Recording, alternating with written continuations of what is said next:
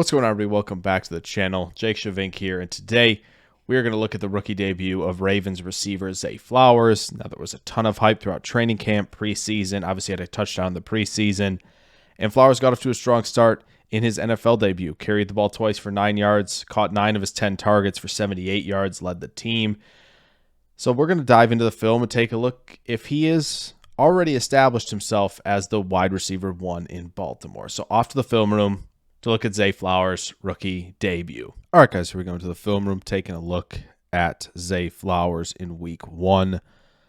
Plenty of good stuff here, highlighting really all that he brought to the table as a draft prospect. So we'll start bottom of your screen.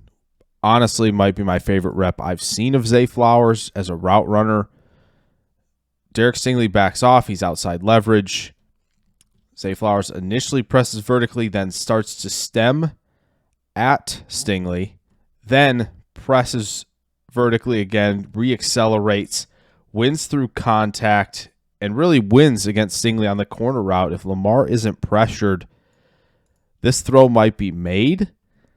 But what's really impressive is this re-acceleration. As soon as he works back vertically after stemming at Stingley. Really impressive route. Something that's going to continue to translate, especially in man coverage. So here's the yak prowess. Wicked spin move. Wicked ability to drop the weight, decelerate, re-accelerate, pick up plenty of yardage after the catch. He had 6 yards after the catch per reception in this game. Once again, just the processing skills and really the motor skills that quickly follow to make things like this happen just shows how good of a yak player he truly is. Plant the foot, and then just recognizing where he is on the field, where other defenders are, recognizing when he should put moves on and when not to. Like he's going to find ways to pick up the maximum amount of yardage he can after the catch. Up top again against Stingley, pressing vertically. Really clean comeback route. Really efficient route break for pressing vertically as well as he did. Just really good coverage by Stingley. You're not going to get that good of coverage all the time on that route. How about against zone coverage? Can we find the soft spot in zone? Can we promote good route spacing? Absolutely. Really good little 7-stop route for Flowers here. Lamar is initially looking this direction too, but pressure causes him to get into scramble mode, so he's never looking on this side again. But route spacing's good, breaks off the route in the soft spot in coverage. You'd think that's easy for receivers, but some receivers just do not have that skill set coming into the league, and it takes a while to learn. For Flowers, it was no problem. Another really good one here, pressing vertically. Just a simple deep out route. Lamar throws this with good anticipation. As soon as Flowers is breaking, you can see that there. But again, this is just really, it's not the most efficient route break in terms of steps through the transition of the route break, but it's more about how efficient he keeps this down the line of when he breaks. So when he has that initial bit of separation, he keeps it until he secures the football. That's what's important there. If you have a lot of steps in your route break transition, as long as you're maintaining the separation that you do generate, you're in great shape. Once again, a great yak rep here.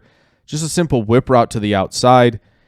And Flowers, the ability to almost have eyes in the back of his head, really good recognition skills and awareness of where defenders are at, awareness of his own skill set and where he thinks he can maximize yards after the catch on this. So defenders closing in, and he thinks, if I catch this and I try to get out to the corner here, might not do that without being tackled. So as the ball arrives, pushes off that outside foot, makes the initial guy miss, then works to the outside, and he puts a little hesitation move to make that third defender miss at the end.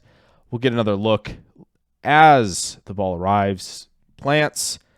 Defender is so done here. You could say even made this guy miss by working to the outside, and then the little hesitation move to make that last guy miss as well. Then we're breaking out some fancy moves here, little rocker step. couple of them, boom, boom, boom, into this kind of deep curl route, deep hook route. Nasty fumble over here, but he's breaking out some creativity at the top of his route stems. That's really good to see. Top of your screen here again, man coverage. He's given a little bit of room to the outside. Defender's leveraged inside. That's fine. Pace yourself. Keep your options open if you can move the defender or not, but doesn't end up doing so. Defender's opening to the sideline. So what does Flowers do? Chop with the hands. Defender gets a little flat-footed, and we have a nice stack where I think, if a ball is going to come his way, he has the acceleration capabilities. He ran that 4.42 to sustain speed. I think he stacks, and I think he wins here vertically. Just a solid route there as well.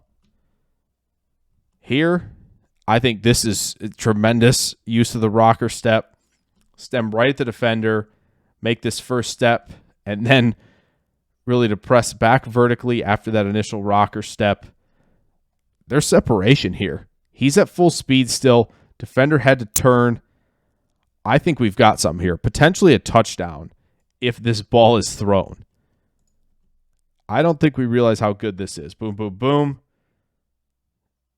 Once you get defenders to bite on this top of route manipulation, oh boy, you can create a lot for yourself, especially down the field like that.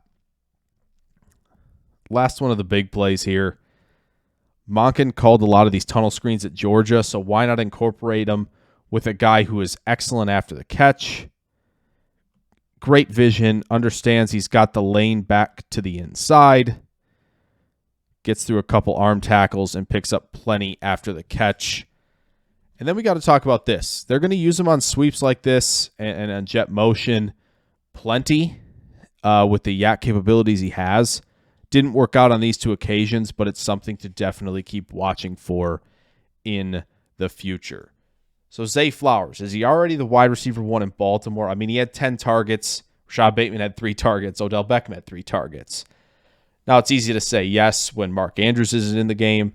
I don't think Flowers is going to always be the leading target getter, even at the receiver position. I'm sure that Beckham will get his at some point, and maybe Bateman as well, because he's now healthy. But to open the season, it's clear that the Ravens want to get Flowers involved in the quick game with the screens, give him the opportunity to win after the catch, where he's very successful, but they also trust him with the big boy routes in the offense, and that is very clear as well. So he might not be wide receiver 1 today, but boy, is it trending in the right direction for Flowers to be wide receiver 1, even by mid-season in this Ravens offense. He looks comfortable. He's obviously a great route runner, great vertical presence, great yak threats. He's got it all, and I can't wait to see what's next for Flowers this season. So I hope you guys enjoyed this video on Zay Flowers. If you did, throw a like down there. Subscribe if you're new. Plenty more content coming all season long. I will catch you guys in the next video. Farewell.